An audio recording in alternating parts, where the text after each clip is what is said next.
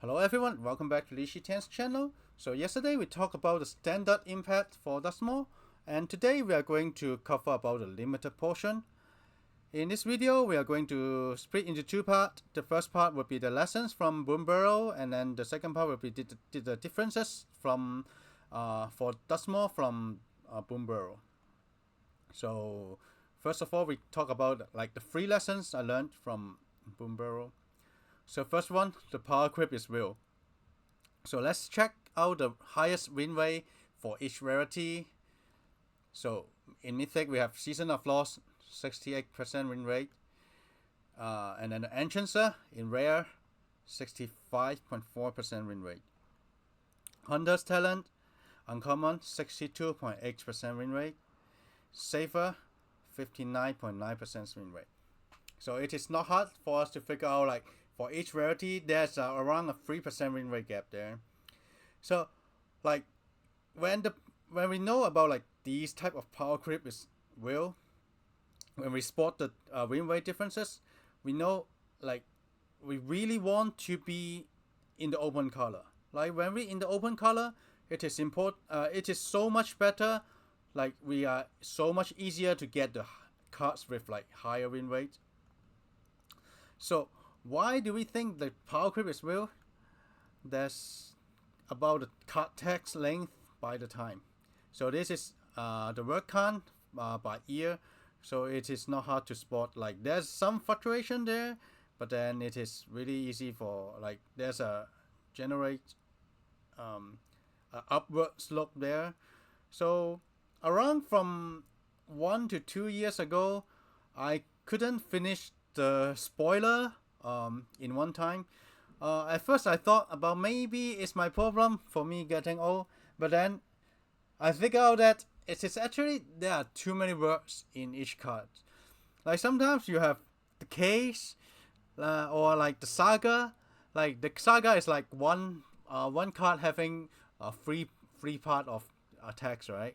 And then when we have like the room in the new set, so each card become times 2. So when the card text goes up, it is very naturally your mythic and rare they will just have like more and more ability, and then like we don't have vanilla creatures anymore, and when we have like more and more ability, you just the power level of each card is just going higher and higher. We used it to have like 3 mana free vanilla creature, which is really good in a format in limited already, but then now we have like 3 mana free vigilance comes into play, give you a treasure or something, or trample. Like now the power level is so much different now. So when you have like higher rarity, you just have better decks. And then the content of play booster, it is important to know that the draft booster and play booster is so much different now. Like we used it to have like 10 common, 4 uncommon, and 1 rare or mythic. Now we have like 6 common, and then the list slot, and then like 3 uncommon, and then 1 rare or mythic, and then we have a basic land slot plus like 2 wildcard slots. Like these could be common, uncommon, or rare. Like when you open like 2 rares, like sometimes you have like two or 3 rare booster packs, right? Like the one on the like receiving the packs with like double rare, the chance of they like picking up higher win rate cards is just much higher. So like sometimes it is kind of by luck, and then like the power creep will just impact so much. It really emphasize the like importance of like you being in the right lane for the correct color pair or correct color. And lesson 2 here is I got is like you need to draft a deck instead of color. So there are cards like Intrepid Rabbit. Like this card is just a best common in the white.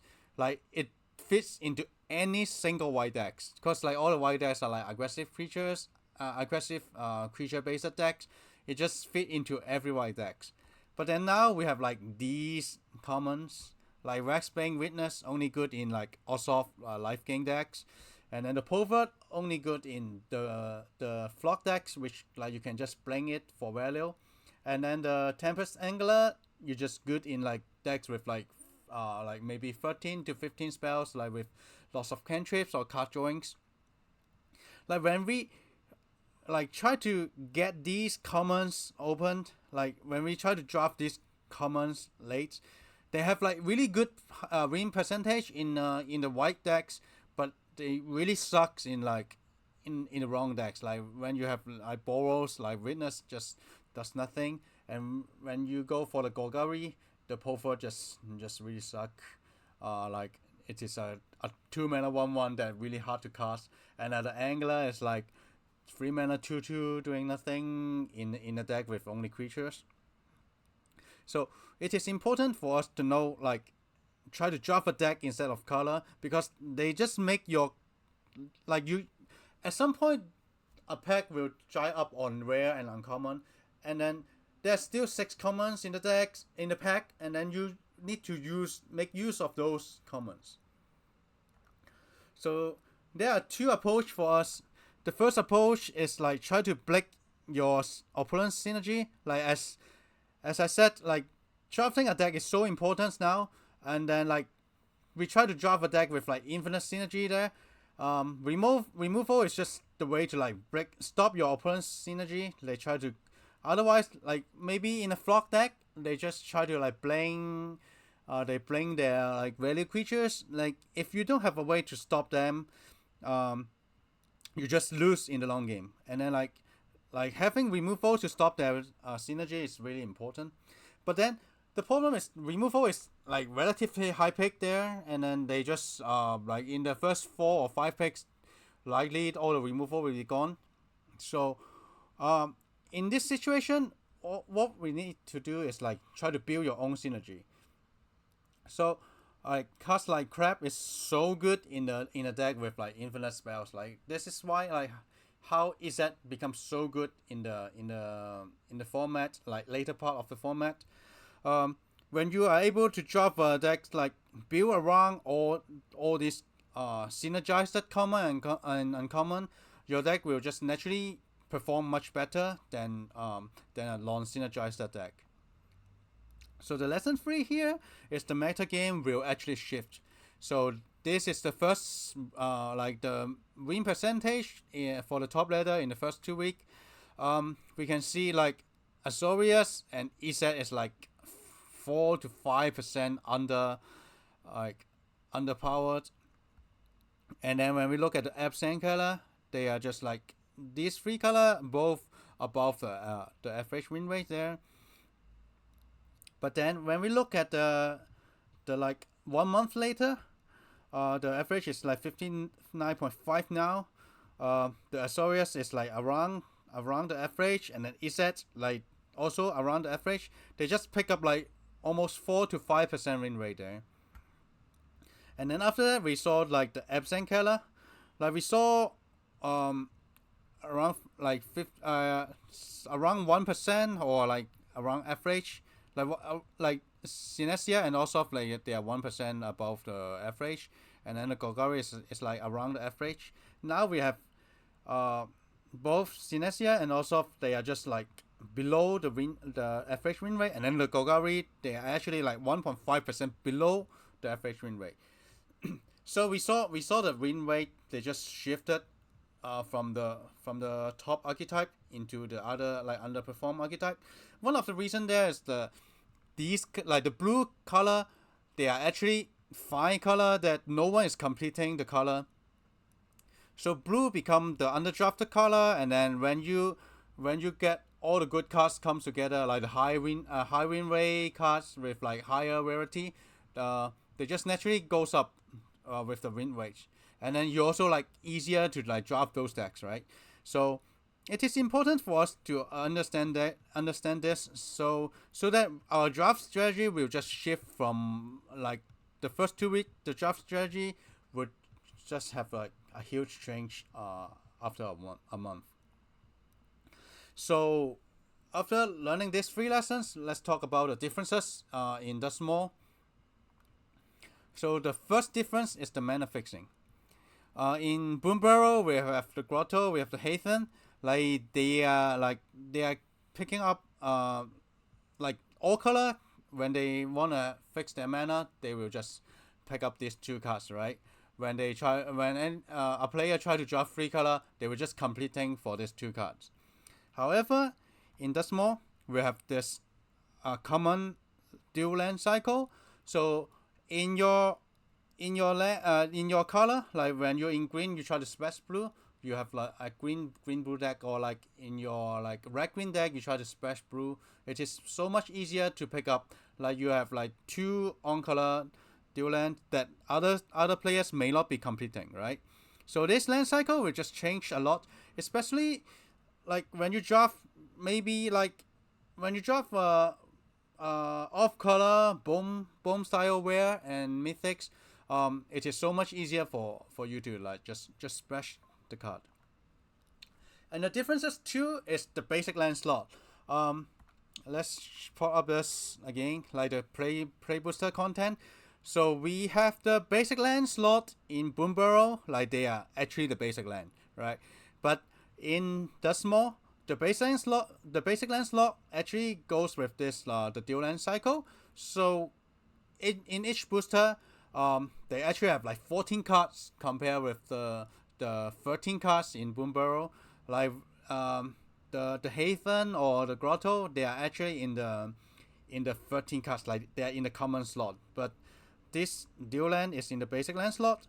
So the number of cards for you to draft will goes up, and then it is very easy for you to like getting a very much better mana fixing there for the splashing. So this is especially true for like the seal decks. You will have like much better 3 color or 2.5 color decks now. And then the differences 3 would be the double gold uncommon. So in Bloomburrow, we have the mentor cycle. Like in each color pair, they have the mentor fit into the color pair identity. But then in Duskmourn, we have like 2 uncommon for each. For example, the Rite of the Morph, and then the Reanimator, like the Stomper there. And then in red green, we have like the Delirium cards, like the Haste Delirium, become a 4/3. And then the uncommon, like this is a removal, also a Delirium cards. So what does this tell you? This means when you are in the right color, like or like when you in Orzhov and no other player is drafting Orzhov, you are going to like get all the uncommon opened in maybe pack 2 or pack 3, right?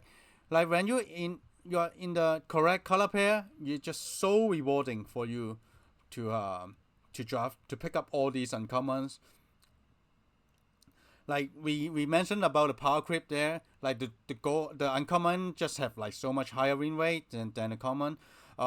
So when we get up, maybe when you have like 6 or maybe like 8 to 10 uncommons in your decks, and your deck is just like way much higher power level. So last but not least, we talk about the color pair there. Like we know about like the format would likely be maybe 2.5 or even 3 colors. So when we try to like going for 3 color or 2.5 color, you really want to locate the sharing synergy there, like the overlapping synergy there. Like for example, for the blue deck, blue white is like eerie, like the triggers when you have like enchantment, and then the blue black is also eerie, and then the blue red is rooms. It's about rooms. The rooms, they are all enchantment, right? And then they also like trigger eerie twice. So like you can see the blue color, it's higher chance you have like a enchantment synergy there. And then for the red green and red black, they both have like the delirium there. And also the red black have like sacrifice. Maybe it is easier for you to like putting cards into the grave. And then like the black, they are like reanimator, like once again like putting cards into the grave. Yeah, like delirium is naturally putting cards in the grave, right? And then for the white decks, they have like survival, and then the red white is like the 2 power aggro decks. Like these two white color, they are both like trying to draft aggressive strategy. Maybe aggressive decks is harder to splash, but like maybe when you try to start the draft with white, you are like easier to go with like this type of aggro decks. Also the white eerie decks are more about tempo decks. So like the white decks will be easier for to be in the aggressive strategy. So basically these are like yeah, basically this is important for like how we try to study the format. Like at this point we know like try to um figure out the correct color or correct like try to get as many rare or mythic or uncommons in the format would be good for us. And then we know about like how the the color would be like higher chance we have like 2.5 or 3 color decks in the format. So yeah, that's it for today, and I hope you like this type of content. Like this is before the set release. If you like it, or like if you have also something to share, feel free to like, comment, and share. Also subscribing the channel.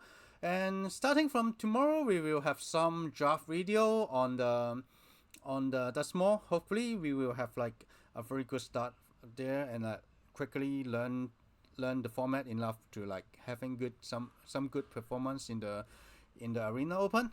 So this is for today. Thank you for everyone.